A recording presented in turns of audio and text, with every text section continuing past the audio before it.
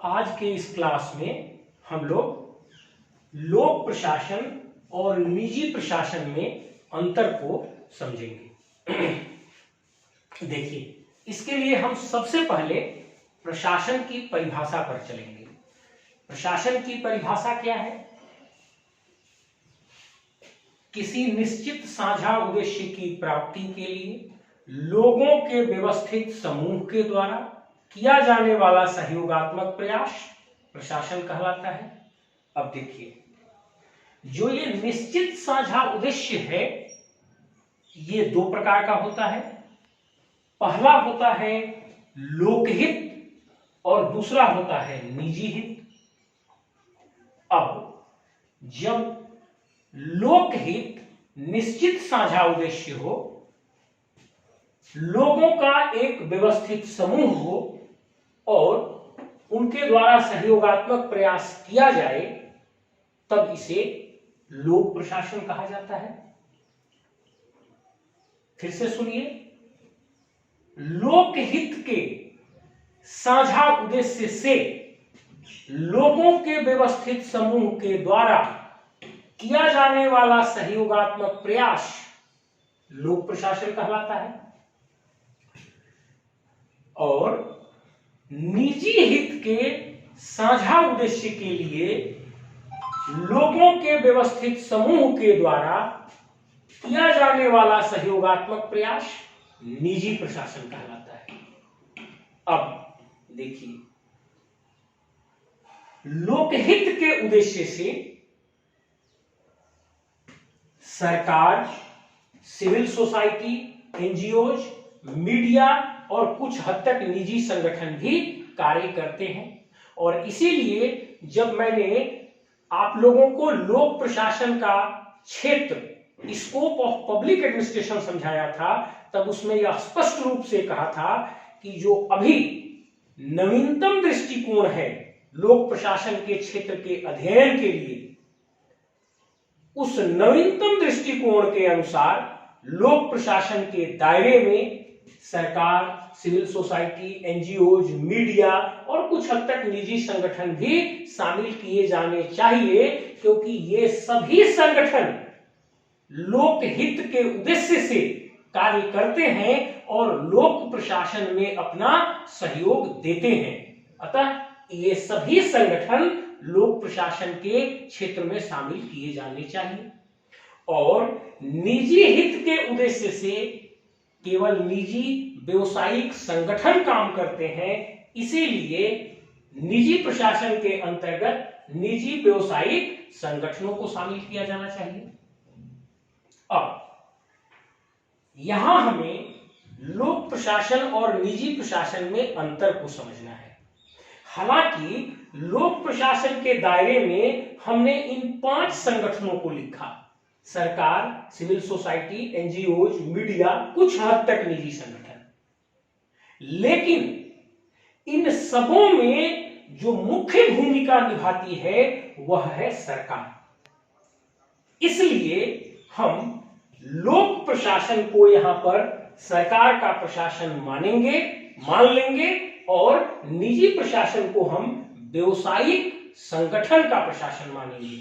और अब जब लोक प्रशासन और निजी प्रशासन में अंतर करना होगा, तब हम मुख्य रूप से सरकार के प्रशासन और इस व्यवसायिक प्रशासन के बीच अंतर करेंगे। इस पंक्ति को फिर से सुनिए। हालांकि लोक प्रशासन के दायरे में हमने सरकार, सिविल सोसाइटी, एनजीओज, मीडिया और कुछ हद तक निजी संगठन को भी रखा है, लेकिन लोक प्रशासन का कार्य मुख्य रूप से जो मुख्य भूमिका निभाई जाती है लोक प्रशासन के अंतर्गत, वो सरकार के द्वारा निभाई जाती है। लोक प्रशासन के अंतर्गत मुख्य भूमिका सरकार के द्वारा निभाई जाती है। मुख्य रूप से कार्य सरकार करती है। इसीलिए यहां लोक प्रशासन के अंतर्गत हम सरकार के प्रशासन को लेंगे और निजी प्रशासन के अंतर्गत हम निजी व्यवसायिक संगठनों के प्रशासन को लेंगे। और लोक और निजी प्रशासन के अंतर को समझने के लिए हम सरकार के प्रशासन और निजी व्यवसायिक संगठनों के प्रशासन की तुलना करेंगे।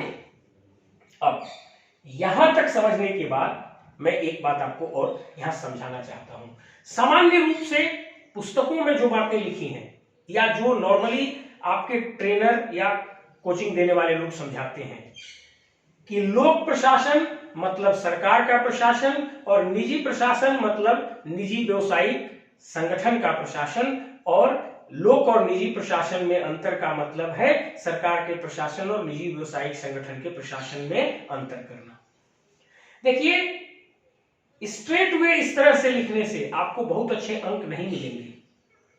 जिस तरीके से हमने इसको डिराइव किया यहां तक, आपको इस तरीके से डिराइव करना चाहिए और आकर अंत में यह समझाना चाहिए कि हालांकि लोक प्रशासन में इतने संगठन काम करते हैं, लेकिन मुख्य भूमिका सरकार के द्वारा निभाई जाती है और निजी संगठन में मुख्य भूमिका निजी व्यवसायिक संगठन के द्वारा निभाई जाती है। इसलिए लोक प्रशासन और निजी प्रशासन में अंतर को समझने के लिए हम सरकार के प्रशासन और निजी व्यवसायिक संगठन के प्रशासन की तुलना करेंगे, और यह तब जाकर आपका सही उत्तर होगा और इसमें आपको सही अंक मिलेंगे।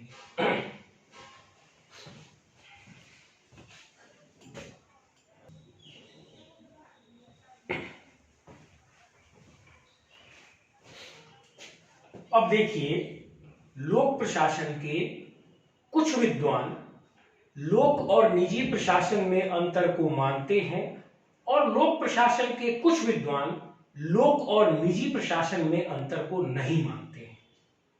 इस बात को समझने के लिए आपको मेरे पिछले क्लास पर जाना पड़ेगा, क्लास 9 में, जिसमें मैंने आपको समझाया था कि लोक प्रशासन में कुछ दृष्टिकोण है, और वहां मैंने आपको बताया था कि दृष्टिकोण का मतलब होता है किसी वस्तु या घटना के किस पक्ष को आप देख रहे हैं और उसी के अनुसार आप उसकी व्याख्या करते हैं।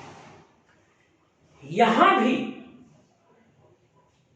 कुछ विद्वान लोक और निजी प्रशासन में अंतर को मानते हैं और कुछ विद्वान लोक और निजी प्रशासन में अंतर को नहीं मानते हैं।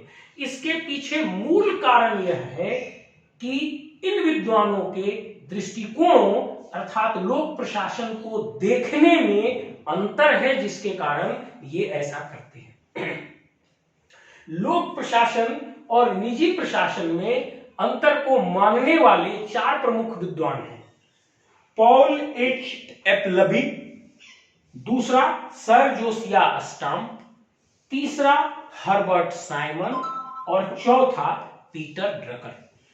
ये जो चारों विद्वान हैं, ये लोक प्रशासन को उनके पर्यावरण के साथ देखते हैं।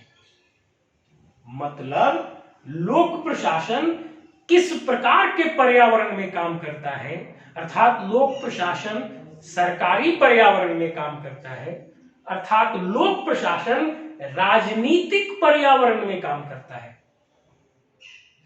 और वे प्रशासन को मतलब वे लोक प्रशासन को उसके राजनीतिक पर्यावरण के साथ देखते हैं। इसीलिए उनको लोक प्रशासन और निजी प्रशासन में अंतर दिखाई देता है। मुख्य रूप से जब इनके द्वारा बताए गए अंतरों को आप देखेंगे तो वे सभी अंतर लोक प्रशासन और निजी प्रशासन के बाहरी पर्यावरण से प्रभावित अंतर हैं, और चूंकि ये चारों विद्वान प्रशासन को उसके बाहरी पर्यावरण के साथ देखते हैं, अर्थात लोक प्रशासन को उसके बाहरी राजनीतिक पर्यावरण के साथ देखते हैं और निजी प्रशासन को उसके अपने पर्यावरण के साथ देखते हैं, इसीलिए इनको अंतर दिखाई देता है। अब ये जो 3 विद्वान हैं, हेनरी फायोल, मेरी पार्कर फोलेट और लिंडाल उर्विक, ये तीनों विद्वान ये कहते हैं कि लोक और निजी प्रशासन में कोई अंतर नहीं है। इसके पीछे मुख्य कारण ये है कि ये तीनों विद्वान केवल प्रशासन के भीतरी कार्य वाले हिस्से को देखते हैं, प्रशासन के बाहरी पर्यावरण को नहीं देखते। ये लोग प्रशासन के भीतर किए जाने वाले कार्य को देखते हैं, प्रशासन के बाहरी पर्यावरण को नहीं देखते। इसमें एक चीज और समझिए, ये सभी विद्वान प्रबंधकीय दृष्टिकोण के समर्थक हैं। मतलब ये सभी विद्वान लोक प्रशासन में केवल मैनेजर के कार्यों को, केवल प्रबंधन के कार्यों को रखना चाहते हैं, ये वो विद्वान हैं। और इन विद्वानों के द्वारा लोक प्रशासन के भीतर केवल प्रबंधकीय कार्यों को देखा जाता है, इसके पर्यावरण को नहीं देखा जाता। और इसीलिए इन्हें ऐसा प्रतीत होता है कि चाहे वो लोक प्रशासन हो, चाहे वो निजी प्रशासन हो, सभी जगह प्रशासन के कार्य समान होते हैं, क्योंकि इनके अनुसार प्रशासन के अंतर्गत केवल प्रबंधकीय कार्यों को रखा जाना चाहिए और इनके अनुसार ये प्रबंधकीय कार्य सभी जगह एक जैसे होते हैं। इसीलिए ये तीनों विद्वान हेनरी फायोल, मेरी पार्कर, फोलेट और लिंडा लुडविग ये कहते हैं कि लोक और निजी प्रशासन में कोई अंतर नहीं है, क्योंकि इनके अनुसार प्रशासन में केवल प्रबंधकीय कार्य रखे जाने चाहिए और प्रबंधकीय कार्य चाहे लोक प्रशासन हो चाहे निजी प्रशासन हो एक समान होते हैं। इसलिए इनका मानना है कि लोक और निजी प्रशासन में कोई अंतर नहीं है।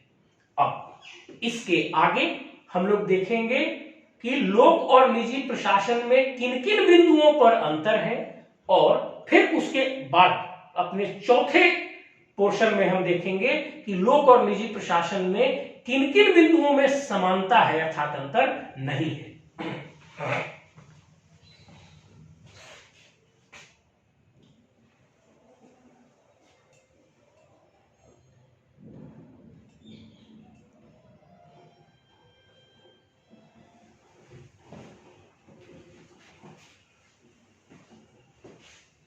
आइए अब लोक प्रशासन और निजी प्रशासन में अंतर वाले बिंदुओं को एक एक करके देखेंगे। देखिए, सबसे पहले तो मैंने आपको वही समझाया था कि जब प्रशासन का उद्देश्य लोकहित होता है तब उसे लोक प्रशासन कहते हैं, और जब प्रशासन का उद्देश्य निजी हित होता है तब उसे निजी प्रशासन कहा जाता है।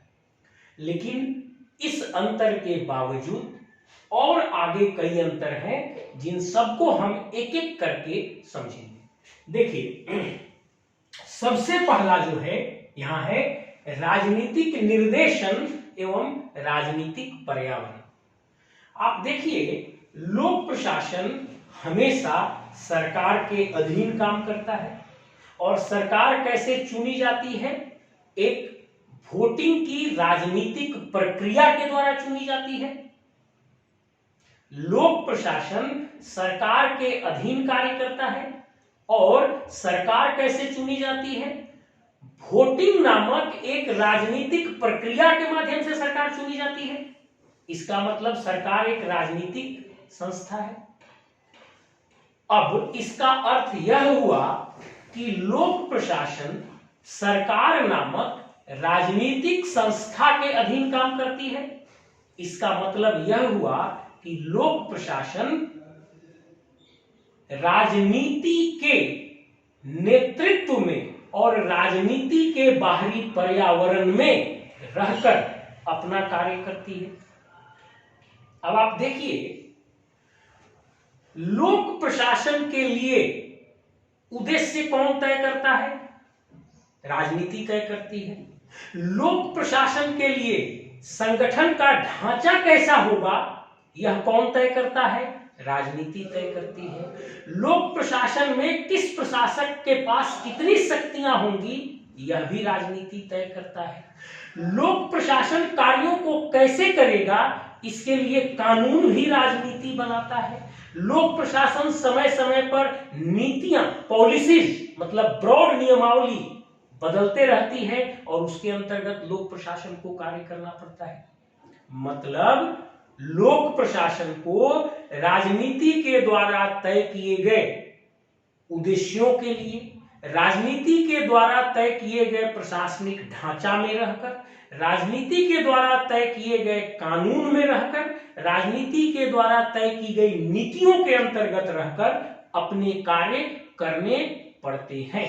इसका मतलब यह है कि लोक प्रशासन राजनीतिक निर्देशन, राजनीतिक नेतृत्व और राजनीतिक पर्यावरण के अंतर्गत रहकर कार्य करता है। लेकिन निजी प्रशासन में ऐसी बातें नहीं है। निजी प्रशासन राजनीतिक नेतृत्व और राजनीतिक पर्यावरण से काफी हद तक नियंत्रण मुक्त होता है और वह अपने अनुसार नेतृत्व करता है, अपने अनुसार लक्ष्य तय करता है और अपने पर्यावरण में कार्य करता है। इसलिए ये पहला अंतर है राजनीतिक नेतृत्व, निर्देशन और पर्यावरण। अब जो दूसरा अंतर है वह है प्रभाव और उद्देश्य की व्यापकता का। आप देख लीजिए, लोक प्रशासन और निजी प्रशासन के जो उद्देश्य हैं, मतलब जो कार्य हैं, उनको आप देखिए कि कौन व्यापक है। आप जानते हैं, मैं आपको पढ़ाया हूं पिछली क्लास में कि लोक प्रशासन व्यक्ति के जन्म से लेकर और उसके मृत्यु तक की घटनाओं को नियंत्रित करता है। मतलब लोक प्रशासन इतना व्यापक है कि व्यक्ति के जन्म से शुरू होता है और उसके मृत्यु तक उसके साथ होता है। बर्थ सर्टिफिकेट लोक प्रशासन देता है और डेथ सर्टिफिकेट भी लोक प्रशासन देता है। मतलब व्यक्ति के जन्म से लेकर मृत्यु तक के कार्य लोक प्रशासन के दायरे में आते हैं। क्या निजी प्रशासन के जो उद्देश्य हैं वो इतने व्यापक हो सकते हैं जितना सरकार करती है? नहीं, कार्य दोनों ही करते हैं, लेकिन लोक प्रशासन निजी प्रशासन की तुलना में कहीं ज्यादा, कई गुना ज्यादा व्यापक है और प्रशासन के लगभग सभी प्रकार के कार्य, व्यक्ति के जीवन को छूने वाले लगभग सभी प्रकार के कार्य सरकार के द्वारा किए जाते हैं, अर्थात लोक प्रशासन के द्वारा किए जाते हैं। इतने सभी कार्य निजी प्रशासन के द्वारा नहीं किए जाते। निजी प्रशासन सरकार के केवल उन्हीं कार्यों में अपना हाथ बटाती है जहां उसे अपना निजी लाभ, प्रॉफिट अर्निंग भी दिखाई देता है। सरकार के उन सभी कार्यों में निजी प्रशासन नहीं आती जो मुख्य रूप से सेवा भावना से प्रेरित हो, और जहां पर निजी मनी अर्निंग की सुविधा नहीं हो वहां निजी प्रशासन नहीं आती है। मतलब यह हुआ कि लोक प्रशासन का उद्देश्य और प्रभाव निजी प्रशासन की तुलना में कई गुना अधिक व्यापक होता है और यह व्यक्ति के जन्म से लेकर मृत्यु तक की लगभग सभी घटनाओं को नियंत्रित करता है और उन पर अपना गहरा प्रभाव डालता है। निजी प्रशासन इतना व्यापक और प्रभावी नहीं। अब जो तीसरा उद्देश्य है वह है, तीसरा जो अंतर है लोक और निजी प्रशासन का, वह अंतर है जन उत्तरदायित्व का अंतर। आप ये जानते हैं कि लोक प्रशासन का जन्म ही नागरिकों की सेवा के लिए हुआ। अतः लोक प्रशासन को पग पग पर अपने कार्य करते समय जन उत्तरदायित्व का ध्यान रखना पड़ता है और जन उत्तरदायित्व की भावना को प्रदर्शित भी करना पड़ता है। और लोक प्रशासन के मापन में भी यह एक फैक्टर होता है कि प्रशासन जनता के प्रति कितनी उत्तरदायी है। निजी प्रशासन के लिए यह आवश्यक बिंदु नहीं है। निजी प्रशासन जन उत्तरदायित्व के उद्देश्य से काम नहीं करता है, बल्कि वे अपने कंपनी या व्यवसायिक संगठन के जो मालिक होते हैं, ऑनर, जो पूंजीपति होते हैं, जिन्होंने पैसा लगाया होता है, वो उनके प्रति उत्तरदायी होते हैं। इसलिए इस बात को ध्यान में रखिए कि लोक प्रशासन हमेशा जन उत्तरदायित्व के उद्देश्य से कार्य करता है और जन उत्तरदायित्व की भावना को प्रदर्शित करता है। निजी प्रशासन के लिए यह बाध्यता नहीं है। वह और निजी प्रशासन अपने संस्थान के ऑनर और जो उसमें पूंजी लगाने वाले इन्वेस्टर हैं उनके प्रति उत्तरदायी होता है, वह जनता के प्रति सीधे रूप से उत्तरदायी नहीं होता। अब आइए, जो चौथा अंतर है वह है एकरूपता का सिद्धांत। इस एकरूपता के सिद्धांत को समझने के लिए आपको थोड़ा सा रूल ऑफ लॉ समझना पड़ेगा। रूल ऑफ लॉ का हिंदी रूपांतरण है कानून का शासन, और कानून का शासन का मतलब होता है कानून शासन करेगी, अर्थात कानून में जो बातें लिखी हैं उसी के अनुसार शासन किया जाएगा। और लोक प्रशासन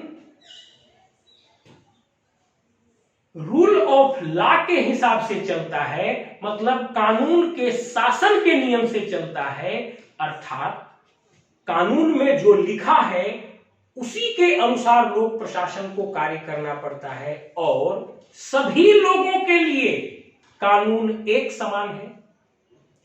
इसका मतलब यह हुआ कि लोक प्रशासन को सभी लोगों के साथ व्यवहार और सेवा में एक रूपता रखना पड़ेगा, चाहे वह देश का अमीर से अमीर नागरिक आ जाए या देश का गरीब से गरीब नागरिक आ जाए, उच्च पदधारी आ जाए या निम्न पदधारी आ जाए, कोई भी व्यक्ति हो उसे भारत का नागरिक होना चाहिए। और यदि वह भारत का नागरिक है तो उसके लिए कानून एक समान है और लोक प्रशासन को उन सबों के साथ एक जैसा व्यवहार करना पड़ेगा और उन सबों को एक जैसी सेवाएं उपलब्ध करानी पड़ेंगी।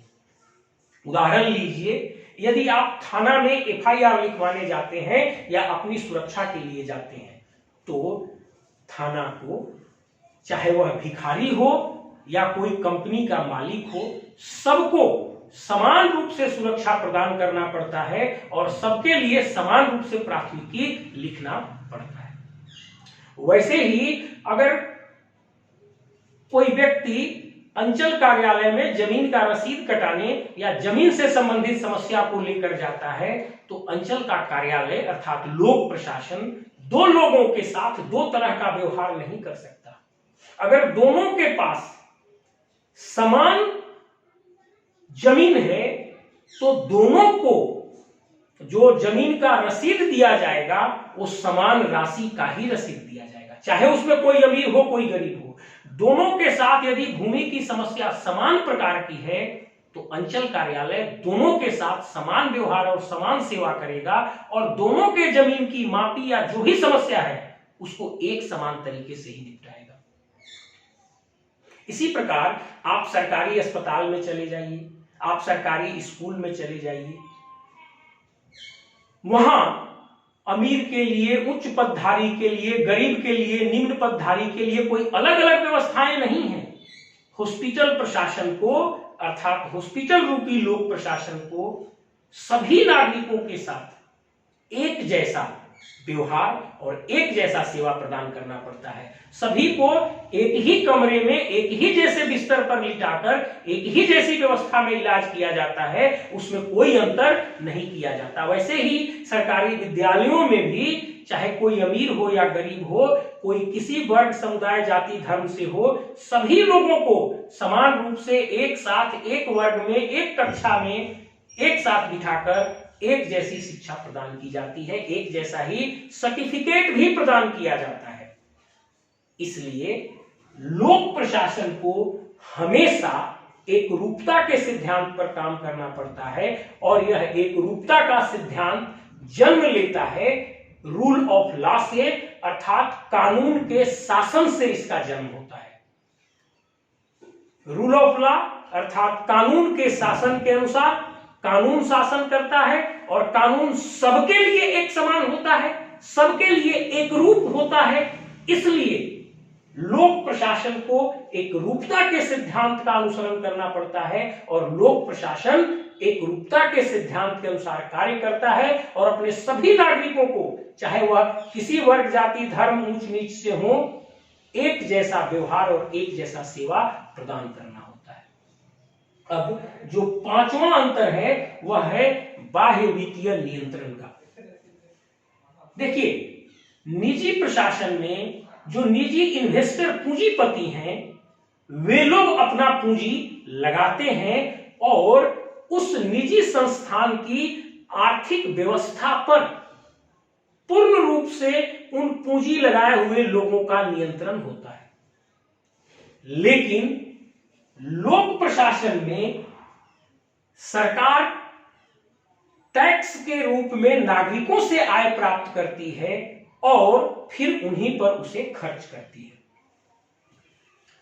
यहां एक बात आप देख लीजिए, लोक प्रशासन की अपनी पूंजी नहीं लगती। लोक प्रशासन जनता से टैक्स लेकर कार्य को करता है और फिर उन पर खर्च करता है। यहां पर होता यह है कि लोक प्रशासन जिस पैसे जिस पूंजी से कार्य करता है इसका नियंत्रण विधायिका, विधानसभा या लोकसभा रखती है। आपको मालूम है कि बजट, आपको मालूम है कि लोक प्रशासन का अर्थात सरकार का जितना भी वित्तीय कार्य होता है वह बजट के अनुसार होता है। मैं फिर इस बात को रिपीट करता हूं। आप जानते हैं कि लोक प्रशासन का अर्थात सरकार का जितना भी वित्तीय कार्य होता है वह सरकार के बजट के माध्यम से होता है और सरकार का बजट विधायिका में पारित किया जाता है। राज्य के विधानसभा में या केंद्र के लोकसभा में सरकार की बजट पारित की जाती है और उसी बजट के अनुसार लोक प्रशासन को अपना वित्तीय कार्य करना पड़ता है। अर्थात उसी बजट के अनुसार लोक प्रशासन लोगों से टैक्स लेती है और उसी बजट के अनुसार लोगों पर उस पैसे को खर्च करती है। मतलब यह हुआ कि लोक प्रशासन के आय और व्यय का नियंत्रण सरकार की विधायिका करती है। मतलब लोक प्रशासन के आय और व्यय का नियंत्रण एक बाह्य संस्था विधायिका के द्वारा किया जाता है। मतलब लोक प्रशासन में जो वित्तीय कार्य होते हैं इस पर बाह्य विधायिकाई नियंत्रण होता है, जबकि निजी प्रशासन में ऐसी बातें नहीं हैं। जो लोग पूंजी इन्वेस्ट करते हैं उन्हीं का नियंत्रण होता है। आगे चले, मतलब लोक प्रशासन के वित्तीय कार्यों पर बाह्य विधायिकाई नियंत्रण रहता है, ऐसी बातें निजी प्रशासन में नहीं। अब छठवां है सेवा भावना का अंतर। इसको आप भावना का अंतर भी आप कह सकते हैं। देखिए, हमने शुरू में ही आपको कहा था कि लोकहित के उद्देश्य से जो कार्य किया जाता है वो लोक प्रशासन है, लोकहित के उद्देश्य से किया जाने वाला प्रशासन लोक प्रशासन है और निजी हित के उद्देश्य से किया जाने वाला प्रशासन निजी प्रशासन है। अब यहीं पर देखिए, जो लोकहित का उद्देश्य है वह सेवा भावना से प्रेरित होता है। मतलब हम नागरिकों के सामाजिक आर्थिक जीवन में कितनी उच्चता ला सकते हैं, उनको कितनी सेवा दे सकते हैं, इस पर निर्भर करता है। लोक प्रशासन के कई ऐसे कार्य होते हैं जो निःशुल्क किए जाते हैं, जिसमें कोई शुल्क तक नहीं लिया जाता है। उसका मात्र उद्देश्य होता है नागरिकों के जीवन में सामाजिक आर्थिक उत्थान लाना। मतलब यह पूर्ण रूप से सेवा भावना से प्रेरित होता है। लोक प्रशासन के कार्य पूर्ण रूप से सेवा भावना से प्रेरित होते हैं और कुछ कार्य ऐसे होते हैं जिसमें नागरिकों से कोई शुल्क नहीं लिया जाता और फिर भी उन्हें सेवाएं प्रदान की जाती हैं। इतना ही नहीं, कुछ कार्य ऐसे, कुछ सेवाएं ऐसी होती हैं जिसमें कोई शुल्क देता है तब भी उतनी ही सेवाएं मिलती हैं, नहीं देता है तब भी उतनी ही सेवाएं मिलती हैं, कम देता है तब भी उतनी ही सेवाएं मिलती हैं।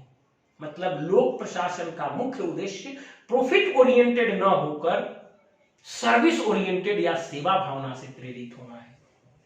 जैसे सुरक्षा प्रदान करना, जैसे न्याय प्रदान करना, ये सभी चीजें, सुरक्षा या न्याय जैसी जो बातें हैं, एक अमीर से अमीर इंसान जो सरकार को बहुत टैक्स देता होगा और एक गरीब से गरीब भिखारी जो 1 रुपए का टैक्स नहीं देता होगा, उन दोनों को समान रूप से यह सुरक्षा और न्याय की सेवा सरकार उनको प्रदान करती है।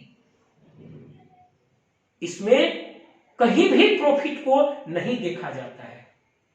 मतलब सरकार के जो लोक प्रशासन के जो कार्य हैं वह मुख्य रूप से सेवा भावना से प्रेरित होते हैं और इसमें वित्तीय लाभ को नहीं देखा जाता है। वित्तीय लाभ हो अथवा न हो, सभी लोगों को सेवाएं आवश्यक सेवाएं सरकार प्रदान करती ही करती है। जबकि निजी प्रशासन का मुख्य उद्देश्य प्रॉफिट ओरिएंटेड या निजी वित्तीय लाभ होता है और निजी प्रशासन निजी वित्तीय लाभ के अनुसार काम करता है और जिस कार्य में उसे निजी वित्तीय लाभ नहीं होता उस कार्य को वो बंद कर देता है।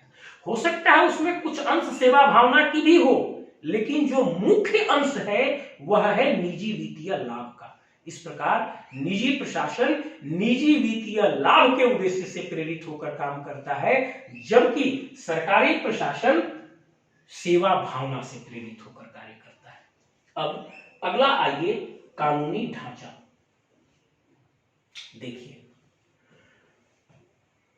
लोक प्रशासन का संगठन कैसा होगा? लोक प्रशासन में प्रत्येक पद की शक्तियां कितनी होंगी? लोक प्रशासन में प्रत्येक पद का दायित्व कितना होगा?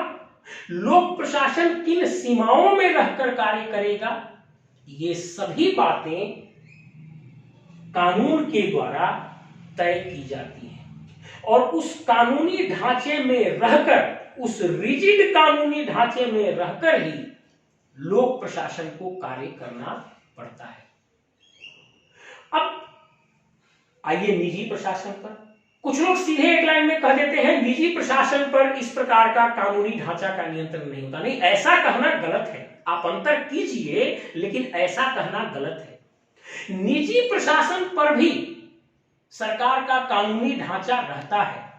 मतलब निजी प्रशासन भी एकदम निरंकुश नहीं होता, उसे भी सरकार के कानूनी दायरे में रहना होता है, लेकिन उतने कठोर रूप से कानूनी दायरे में नहीं रहना होता जितना कि सरकारी या लोक प्रशासन को रहना होता है।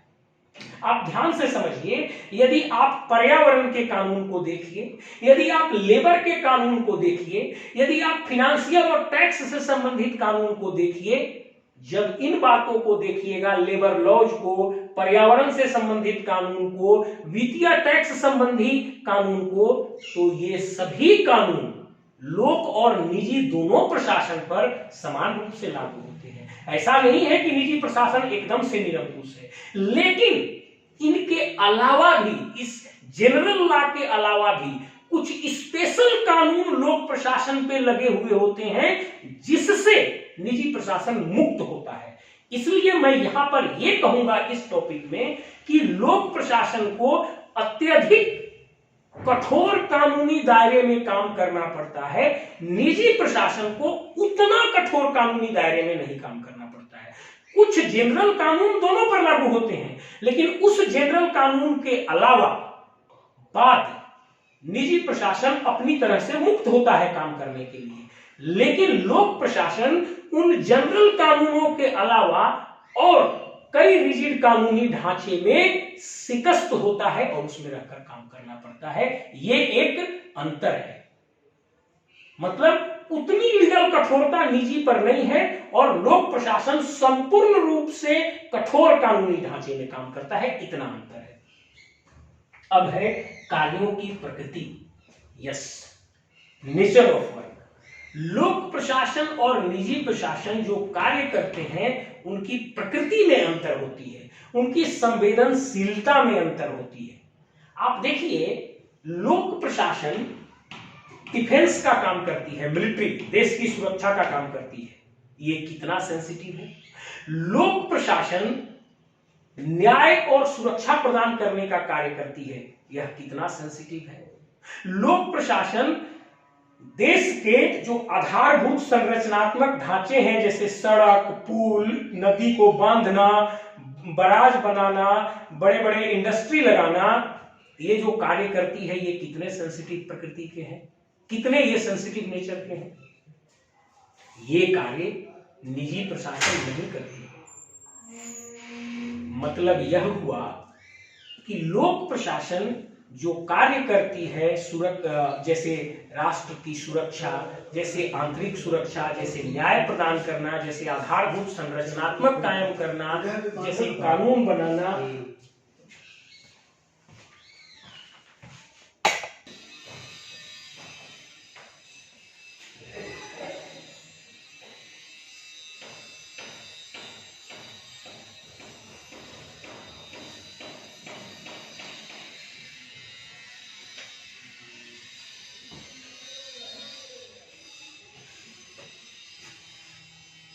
ये सभी कार्य जो सरकार के द्वारा किए जाते हैं ये बहुत ही सेंसिटिव या संवेदनशील प्रकृति के होते हैं।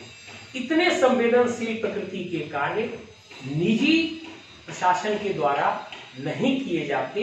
मूल रूप से वे कुछ वस्तु और सेवाओं के उत्पादन और उसके वितरण में लगे होते हैं। इस प्रकार न्याय व्यवस्था, कानून बनाना, नीति का निर्माण करना, राष्ट्र को सुरक्षा प्रदान करना, आंतरिक सुरक्षा करना, लोगों को न्याय देना, इन सभी कार्यों से मतलब इस प्रकृति के कार्य निजी प्रशासन में नहीं होते।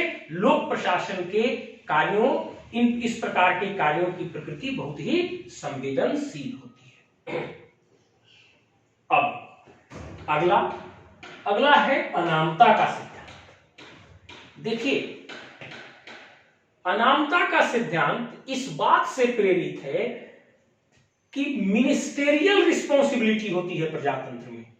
मतलब प्रजातंत्र में लोक प्रशासन चुने गए सरकार के अधीन रहकर काम करता है। मतलब प्रजातंत्र में लोक प्रशासन निर्वाचित सरकार अर्थात निर्वाचित मंत्रियों के अधीन रहकर कार्य करता है। मतलब नेतृत्व जो है लोक प्रशासन का वह चुने हुए जनप्रतिनिधि अर्थात मंत्री के द्वारा किया जाता है। तो किसी भी अच्छे कार्य के लिए सराहना और गलत कार्य के लिए कटाक्ष, ये दोनों ही नेतृत्व को जाता है। मतलब प्रशासन अनाम रहकर कार्य करता है। यदि प्रशासन अच्छा कार्य करता है तो इसका क्रेडिट भी मंत्री अर्थात सरकार को जाती है, और प्रशासन अगर गलत कार्य करता है तो इसका डिस्क्रेडिट भी सरकार को अर्थात मंत्री को जाती है। मतलब लोक प्रशासन गुमनाम रहकर पर्दे के पीछे से छुपकर काम करता है और इसके कार्यों का सारा क्रेडिट और डिस्क्रेडिट इसके नेतृत्व मिनिस्टर अर्थात सरकार को जाती है। यह सामने नहीं आता। इसी को लोक प्रशासन के अनामता का सिद्धांत कहते हैं। और लोक प्रशासन के अनामता का सिद्धांत मिनिस्टेरियल रिस्पॉन्सिबिलिटी के सिद्धांत की उपज है। लोक प्रशासन के अनामता का सिद्धांत मिनिस्टेरियल रिस्पॉन्सिबिलिटी वाले सिद्धांत की उपज है। चूंकि लोक प्रशासन मिनिस्टर अर्थात राजनीति के अधीन कार्य करता है, चूंकि लोक प्रशासन मिनिस्टर अर्थात राजनीति के नेतृत्व में कार्य करता है, इसलिए लोक प्रशासन के कार्यों की सभी क्रेडिट और डिस्क्रेडिट मिनिस्टर अर्थात राजनीति को जाती है। लोक प्रशासन अनाम पर्दे के पीछे रहता है और यही अनामता का सिद्धांत है और इसी सिद्धांत पर लोक प्रशासन कार्य करता है। मतलब लोक प्रशासन अनाम रहकर पर्दे के पीछे से काम करेगा और इसकी क्रेडिट और डिस्क्रेडिट मिनिस्टर अर्थात सरकार को जाएगी। लेकिन निजी प्रशासन में ऐसी बातें नहीं है। जो इन्वेस्टर है, जो ओनर है, जो कार्य करते हैं, निजी प्रशासन में किए गए कार्यों की क्रेडिट और डिस्क्रेडिट दोनों उनके इन्वेस्टर या ओनर को प्रत्यक्ष रूप से जाती है और वहां अनामता का सिद्धांत लागू नहीं होता। अब अगला आइए, दक्षता मापन में अंतर। कोई भी प्रशासन या संस्थान कितना सफल हुआ इसके लिए उसकी दक्षता का मापन किया जाता है। अब आप देखिए, लोक प्रशासन सेवा भावना से प्रेरित है, तो लोक प्रशासन के दक्षता का मापन आप इस उद्देश्य से करिएगा कि इसने कितना सेवा प्रदान किया, अपने नागरिकों के जीवन में कितना सामाजिक और आर्थिक उत्थान लाया, कितना शिक्षा का विकास किया, कितना रोजगार का विकास किया, इससे समाज पर क्या प्रभाव पड़ा। और लोक प्रशासन की दक्षता का मापन इन सेवा भावना से प्रेरित कार्यों के मापन के आधार पर किया जाता है, जबकि निजी प्रशासन में दक्षता का मापन आपने कितना वस्तु और सेवाओं का उत्पादन किया, उससे आपको कितना मॉनेटरी प्रॉफिट अर्थात वित्तीय लाभ हुआ, इससे किया जाता है। मतलब चूंकि कार्य और उद्देश्य में अंतर है, तो सेवा माप उनकी दक्षता के मापने के तरीके में भी तो अंतर होगा ना। कपड़ा को आप मीटर में मापेंगे और दूध को आप लीटर में नापेंगे। जो आदमी कपड़ा उत्पादित करेगा उसके मापन की इकाई मीटर होगी और जो दूध उत्पादन करेगा उसके मापन की इकाई लीटर होगी। तो चूंकि लोक प्रशासन के कार्य और उद्देश्य अलग प्रकृति के होते हैं और निजी प्रशासन के कार्य और उद्देश्य अलग प्रकृति के होते हैं, इसीलिए लोक प्रशासन की दक्षता के मापन के पैरामीटर्स और तरीके भी अलग होते हैं और निजी प्रशासन के दक्षता के मापन के तरीके और पैरामीटर्स भी अलग होते हैं। अब इसे मैं इसकी पुनरावृत्ति करता हूं। चूंकि लोक प्रशासन सेवा भावना से प्रेरित होकर कार्य करता है और इसके सारे उद्देश्य सेवा भावना से जुड़े हुए होते हैं, अतः लोक प्रशासन की दक्षता का मापन भी इन्हीं पैरामीटर्स के आधार पर अलग तरीके से किया जाता है। और इसीलिए आजकल एक नया कंसेप्ट सोशल ऑडिट का कंसेप्ट आया है, जिसमें समाज में जाकर यह पता किया जाता है कि यदि लोक प्रशासन के द्वारा इतने सड़क, अस्पताल, स्कूल, विद्यालय बनवाए गए, तो इसका समाज में लोगों की शैक्षणिक, सामाजिक और आर्थिक स्थिति में क्या अंतर आया, और उस आधार पर सरकार की दक्षता का मापन किया जाता है और सोशल ऑडिट का सहारा लिया जाता है।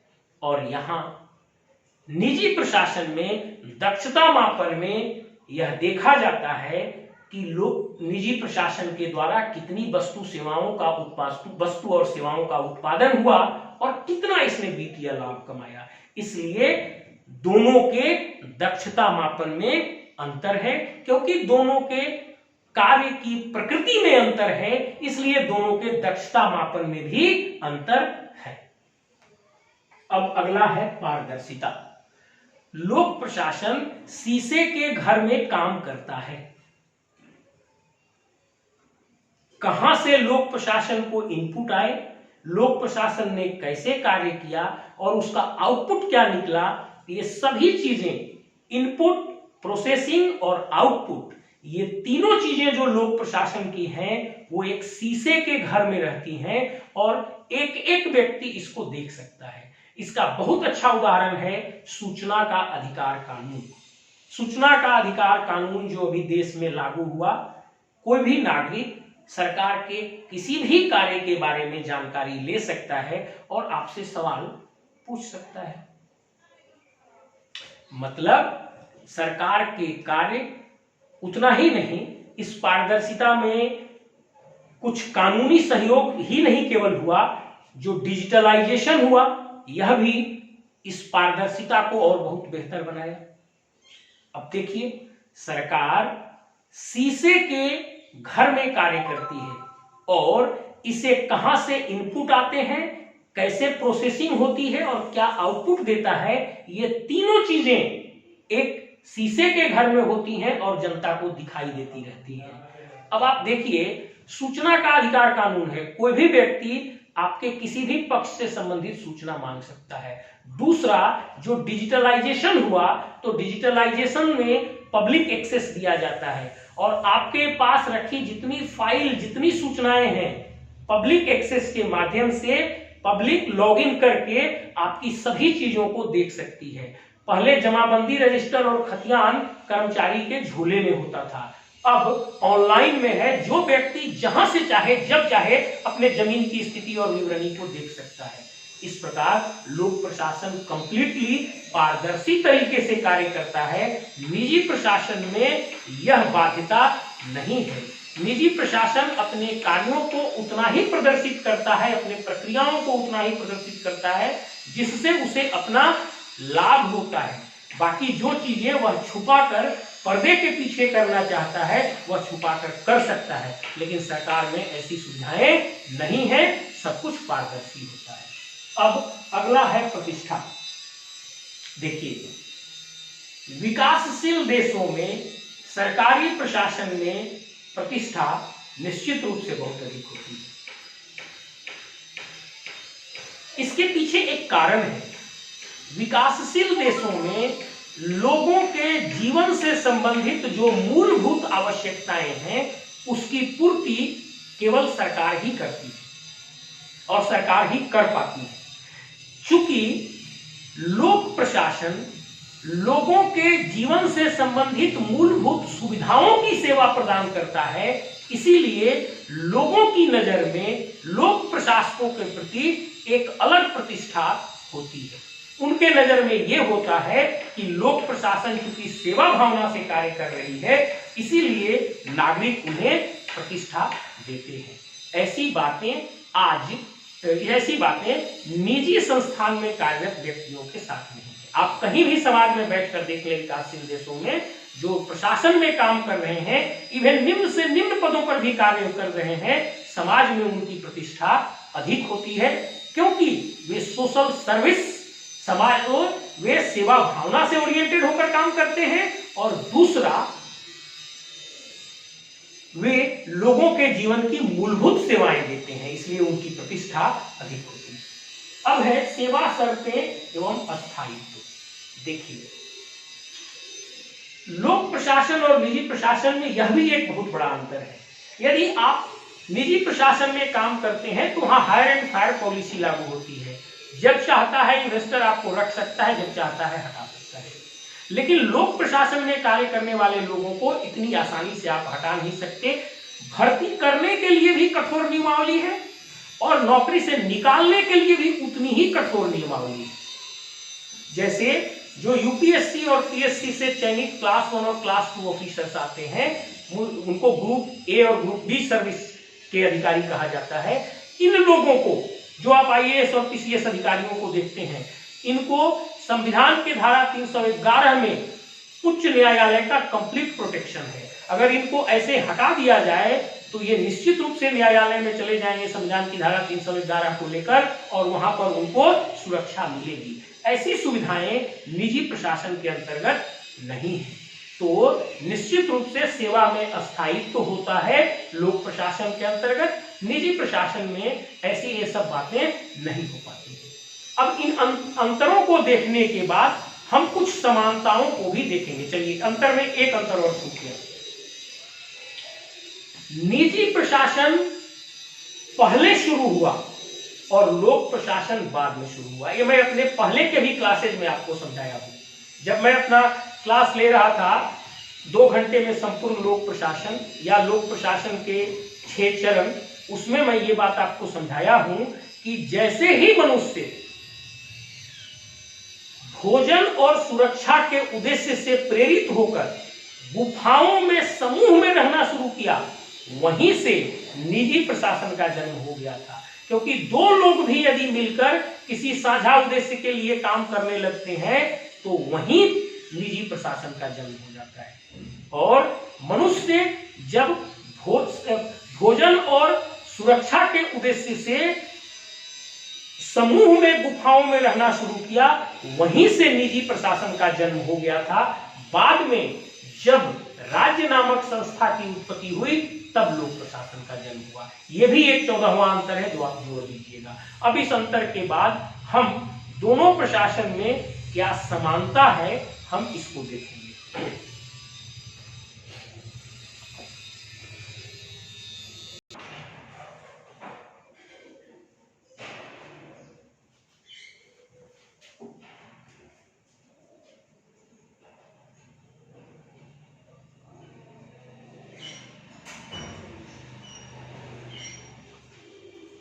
अब देखिए, अंतर को देखने के बाद हम समानता को देखेंगे। इसके 3 विद्वान हैं, मैं आपको पहले ही कहा था। पहला है हायोल, दूसरा है पूर्विक, तीसरा है फुलेट।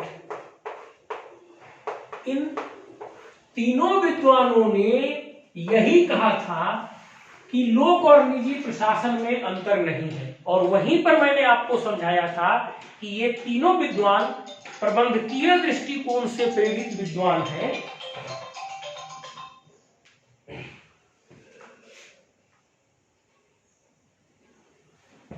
ये तीनों विद्वान प्रबंधकीय दृष्टिकोण से प्रेरित विद्वान हैं, और इनके द्वारा लोक प्रशासन के अंतर्गत केवल प्रबंधकीय कार्यों को रखा जाता है, और प्रबंधकीय कार्य सभी जगह एक समान होते हैं।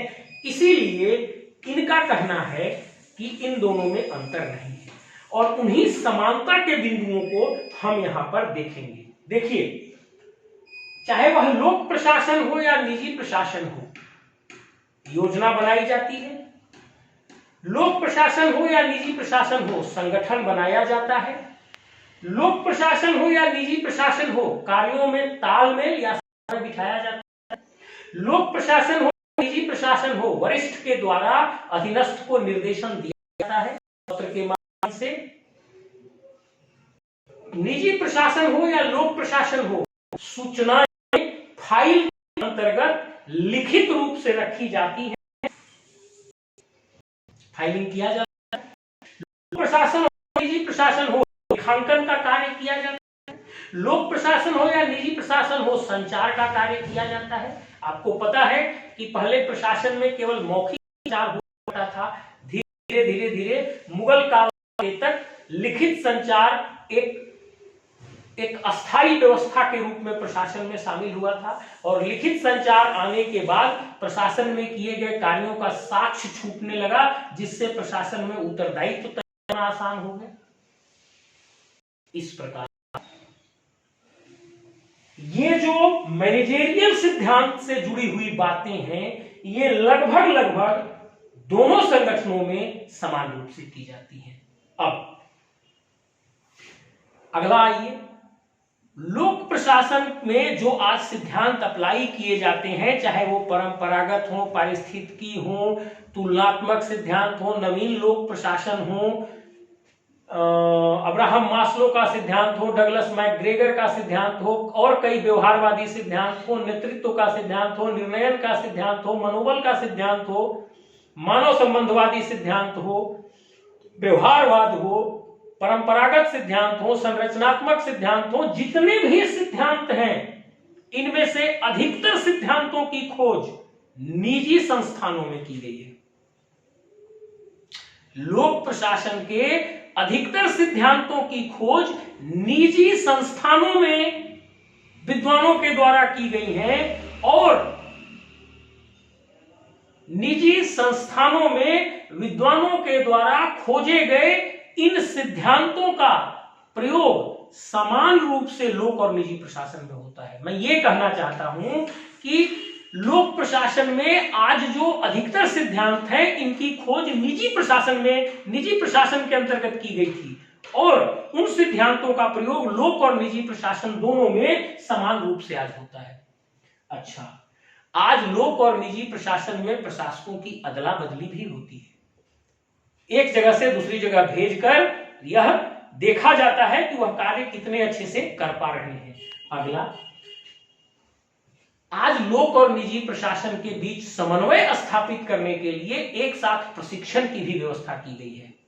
जैसे आईएएस और आईपीएस के बीच समन्वय स्थापित करने के लिए आईएएस और आईपीएस दोनों का बेसिक ट्रेनिंग मसूरी में किया जाता है, और बाद में आईएएस ऑफिसर मसूरी में ही रुक जाते हैं और IPS officer Hyderabad police training college में जाते हैं। बेसिक ट्रेनिंग इसलिए आईएएस और आईपीएस का एक साथ किया जाता है ताकि दोनों के बीच में एक समन्वय और तालमेल बिठाया जा सके। मतलब सिविल प्रशासन और पुलिस प्रशासन के बीच एक तालमेल बिठाया जा सके, इसलिए आईएएस और आईपीएस का बेसिक ट्रेनिंग एक साथ मसूरी में किया जाता है। वैसे ही आज यह कंसेप्ट विकसित हो रहा है कि चूंकि लोक और निजी प्रशासन कंधे से कंधा मिलाकर एक साथ चल रहे हैं, तब इन दोनों में समन्वय स्थापित करने के लिए आवश्यक है कि दोनों के प्रशासकों का प्रशिक्षण एक साथ कराया जाए। और इसी कंसेप्ट पर आधारित भारत में हैदराबाद में प्रशासनिक स्टाफ कॉलेज नामक संस्थान में लोक और निजी प्रशासन के अधिकारियों की एक साथ प्रशिक्षण कराई जाती है। इस तरह से अब हमने देखा लोक प्रशासन और निजी प्रशासन में अंतर क्या है, समानता क्या है, अंतर क्यों देखा जा रहा है, समानता क्यों देखी जा रही है। अब जो अंतिम हमारा पोर्शन है इस टॉपिक का वो ये है कि लोक और निजी प्रशासन में अंतर काफी घट रहे हैं, क्योंकि निजीकरण का बोलबाला है, इसलिए लोक और निजी प्रशासन में काफी अंतर घट रहे हैं। लेकिन फिर भी कुछ मूलभूत अंतर बने रहेंगे, जैसे लोक प्रशासन हमेशा सेवा भावना से प्रेरित रहेगा, निजी प्रशासन हमेशा निजी लाभ से प्रेरित होगा। लोक प्रशासन के कार्य अत्यंत संवेदनशील होंगे, जैसे देश की सुरक्षा, नागरिकों की आंतरिक सुरक्षा, न्याय प्रदान करना, आधारभूत संरचना कायम करना, ये सभी कार्य बहुत सेंसिटिव होते हैं और यह हमेशा मूल रूप से लोक प्रशासन के द्वारा ही किया जाएगा। इसमें निजी प्रशासन थोड़ा बहुत सहयोग भले कर दे, लेकिन ये मूलभूत सेंसिटिव नेचर के कार्य हमेशा लोक प्रशासन के ही रहेंगे। और जब जब निजी प्रशासन या बाजार फेल होने लगेगा, तब तक बूस्टअप का काम भी लोक प्रशासन को ही करना पड़ेगा, अर्थात प्रशासन के रीढ़ में लोक प्रशासन को खड़ा होना पड़ेगा। Thank you. अब पूरा क्लास सुनने पर यदि आपको लगता है कि यह क्लास आपके सिविल सेवा के तैयारी में उपयोगी है, तो आप इस चैनल को, इस क्लास को सब्सक्राइब कर सकते हैं। Thank you.